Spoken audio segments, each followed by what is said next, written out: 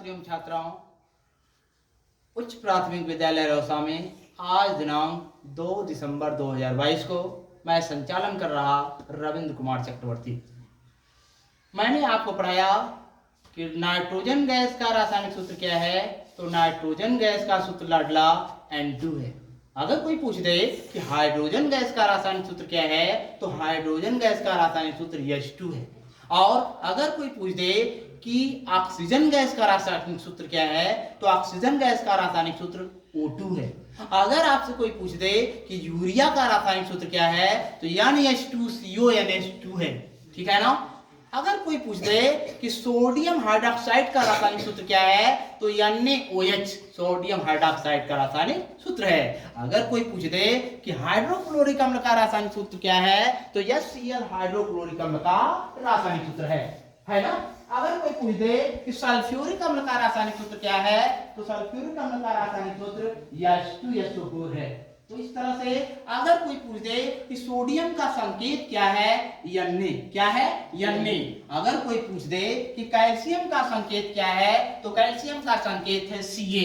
यदि कोई पूछ दे लाडला कि हाइड्रोजन परमाणु हाइड्रोजन तत्व का संकेत क्या है, कैपिटल H।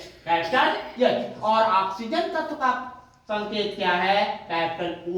ठीक है। तो इस तरह से अगर कोई पूछ दे कि इलेक्ट्रॉन की खोज किसने किया, तो आप कहेंगे इलेक्ट्रॉन की खोज जे थॉमसन ने किया था। और इलेक्ट्रॉन पर किस प्रकार का आवेश होता है, ऋण आवेश होता है। मेरे प्यारे लाडलाओं, यदि आपसे कोई पूछ दे कि प्रोटॉन पर किस प्रकार का आवेश होता है, तो प्रोटॉन पर धन आवेश होता है। और प्रोटॉन की खोज किसने किया, रदरफोर्ड ने किया। यदि आपसे कोई पूछ दे कि न्यूट्रॉन पर किस प्रकार का आवेश होता है, तो न्यूट्रॉन एक उदासीन कण होता है, अर्थात न्यूट्रॉन पर किसी भी प्रकार का आवेश नहीं होता है। ठीक है ना। और न्यूट्रॉन की खोज जेम्स चैडविक ने किया था। ठीक है ना। वैज्ञानिक चैडविक जो था, उसने जो है न्यूट्रॉन की खोज किया था। समस्थानिक किसे कहते हैं, जब जो है कोई भी तत्व जब दो तत्वों के परमाणु क्रमांक समान हो और परमाणु भार भिन्न भिन्न हो, तो उसे क्या कहते हैं, समस्थानिक कहते हैं। जब दो तत्वों के परमाणु क्रमांक समान और परमाणु भार भिन्न भिन्न होते हैं, उसे समस्थानिक कहते हैं। जब दो तत्वों के जो परमाणु क्रमांक जो है भिन्न भिन्न हो, लेकिन उसका परमाणु भार समान हो, तो उसे समस्थानिक नहीं कहते बल्कि समभारी कहते हैं। ठीक है ना। फिर से मेरी बात सुन लो। जब दो तत्वों के परमाणु क्रमांक समान होते हैं और परमाणु भार भिन्न भिन्न होते हैं, तो उसे समस्थानिक कहते हैं। जब दो तत्वों के परमाणु क्रमांक भिन्न भिन्न होते हैं और जो है उसके परमाणु भार समान होते हैं, तो उसे समभारी कहते हैं। ठीक है ना। कोई दिक्कत नहीं।